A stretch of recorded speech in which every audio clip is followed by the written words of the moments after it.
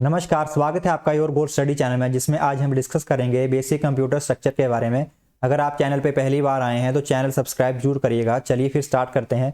देखिए, जो आपका कंप्यूटर है उसको 4 कंपोनेंट में डिवाइड किया गया है: इनपुट यूनिट, सीपीयू, मेमोरी और आउटपुट यूनिट। यहाँ पे हम सबसे पहले डिस्कस करेंगे इनपुट यूनिट के बारे में। जो आपकी इनपुट यूनिट है वो आपका इंटरेक्शन या इंटरफेस बिटवीन है यूजर और मशीन में। इसके एग्जाम्पल है कीबोर्ड, माउस, जॉयस्टिक।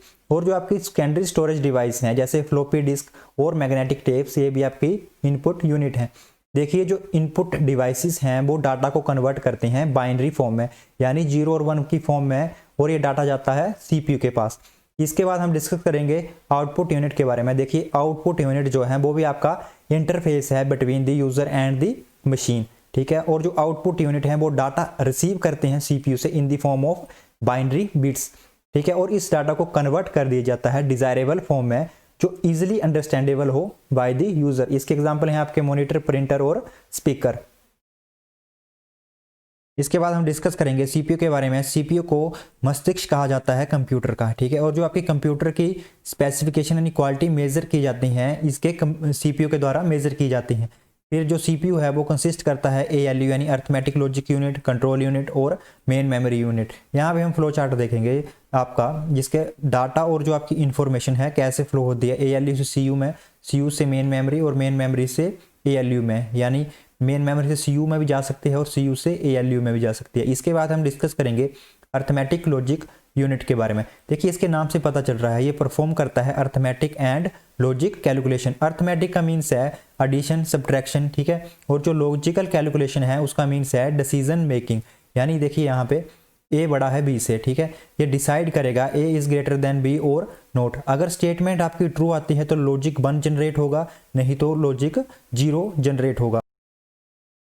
इसके बाद हम डिस्कस करेंगे कंट्रोल यूनिट के बारे में। जो कंट्रोल यूनिट है ये ऑल ऑपरेशन ऑफ कंप्यूटर और सीपीयू को कंट्रोल करती है, और जो सीपीयू के साथ डिवाइसेस कनेक्टेड हैं उनको भी कंट्रोल करती है, चाहे वो इनपुट डिवाइसेस हों, आउटपुट डिवाइसेस हों और मेमोरी हो। जो आपकी सीयू है उसको nerve centre of the computer भी कहा जाता है, और it coordinate and control all hardware operation. इसका मीनिंग ये है कि जैसे कोई भी इंस्ट्रक्शन आती है तो वो सीयू डिसाइड करेगा कि इसको एएलयू के पास भेजना है या मेन मेमोरी में भेजना है या आउटपुट जनरेट करनी है। और लास्ट पॉइंट है the control unit has an electronic clock that transmit electronic pulses. देखिए, जो आपकी इलेक्ट्रॉनिक पल्सेस हैं इनका काम ये है जो भी आपके कंप्यूटर के पार्ट्स हैं उनमें तालमेल बिठाना।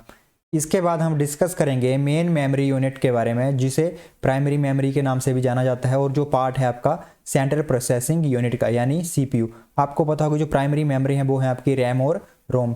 जो आपकी मेन मेमोरी है वो आपकी फास्ट मेमोरी है और कंटेन करती है वो सब प्रोग्राम जो जिनका यूज़ हम करंटली कर रहे हैं। It has low access time and very high transfer rate. देखिए, जो लो एक्सेस टाइम है the average time required to reach a storage location, और जो आपकी वेरी हाई ट्रांसफ़र रेट है वो है आपकी the transfer rate in numbers of character और words that a device can transfer in a 1 second. इसके बाद हम डिस्कस करेंगे कैश मेमोरी के बारे में, जो पार्ट है सीपीयू का और lies between the processor and the main memory. इसका लेसर एक्सेस टाइम है और फास्टर देन है मेन मेमोरी से। इसका एक्सेस टाइम है 100 नैनोसेकंड, और जो आपकी मेन मेमोरी है इसका एक्सेस टाइम है 700 नैनोसेकंड। जो इसकी नीड क्यों पड़ी, जो the need for the cache memory is due to the mismatch between the speed of the main memory and the CPU. देखिए, जो कैश मेमोरी है वो बैलेंस करती है speed of the main memory and CPU, ठीक है। इसके बाद हम डिस्कस करेंगे function of ALU, function of arithmetic and logic unit. First है इसका रजिस्टर, जो कम्बिनेशन है मेमोरी स्टोरेज लोकेशन का, जिनको हम कहते हैं फ्लिप फ्लॉप्स। और जो ईच फ्लिप फ्लॉप है वो कैपेबल है स्टोर करने के लिए 1 बिट ऑफ इंफॉर्मेशन। इसका अगला पार्ट है एक्यूमुलेटर, जो प्रेजेंट है within the arithmetic logic unit और स्टोर करता है डाटा को which is either the result of an operation और which is to be processed through arithmetic and logic operation.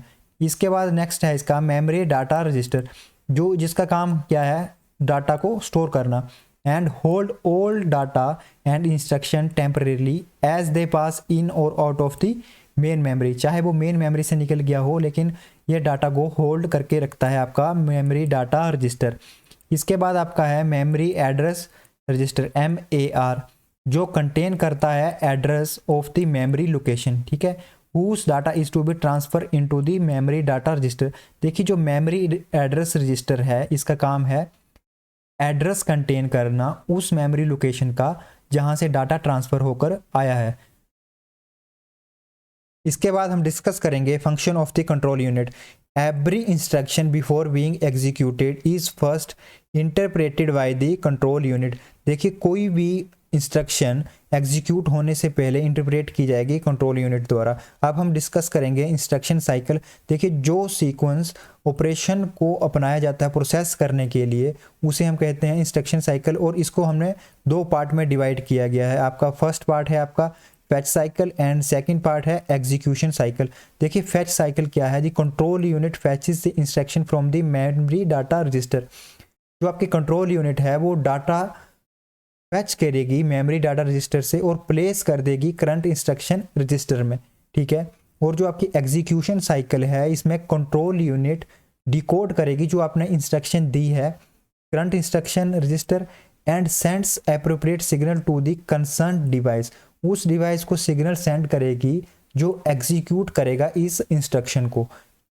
इसके बाद डिस्कस करेंगे कंप्यूटर हार्डवेयर के बारे में। जो वेरियस इलेक्ट्रॉनिक कंपोनेंट है कंप्यूटर के, मॉनिटर हो गया, कीबोर्ड हो गया, माउस हो गया, ये क्या है कंप्यूटर हार्डवेयर, जिनके फंक्शन है आपका temporary storage done by memory, ठीक है। परमानेंट स्टोरेज किसके द्वारा की जाती है, सीडी, हार्ड डिस्क और फ्लॉपी डिस्क के द्वारा।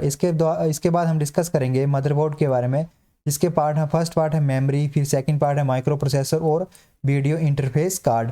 देखिए जो मेमोरी का यूज़ किया जाता है वो किया जाता है स्टोरेज ऑफ इंफॉर्मेशन के लिए, और जो माइक्रो प्रोसेसर का यूज़ किया जाता है प्रोसेसिंग ऑफ डाटा फंक्शन, और जो आपका वीडियो इंटरफेस कार्ड है interface between the monitor and motherboard. इसके बाद हम डिस्कस करेंगे यूएसबी।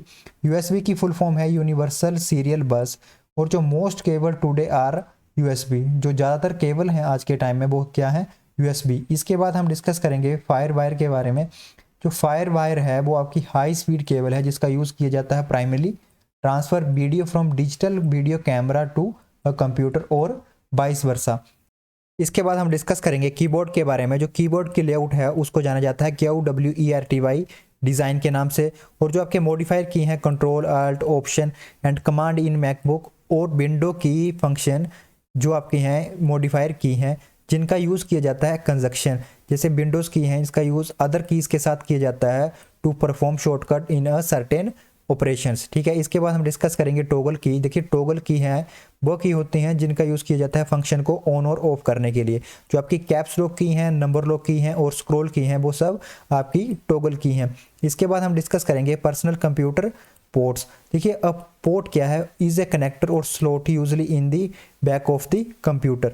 देखिए मान लीजिए आपके पास फ़ोन है, आप चार्जिंग लगाते हैं तो आप चार्जर स्लॉटर में ही चार्जर फिट करते हैं, ठीक है। वो आपके आगे स्लॉट यानी कनेक्टर आगे और कंप्यूटर की लैंग्वेज में आगे पोर्ट। फर्स्ट है आपका पैरेलल पोर्ट।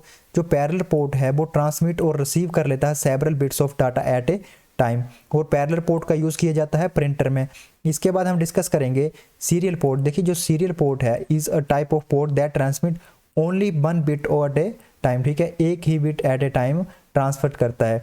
और जो इसका यूज़ किया जाता है आपका हार्ड डिस्क और CD रोम में। जो USB पोर्ट है उसका स्टैंडर्ड कनेक्शन मेथड है, ठीक है।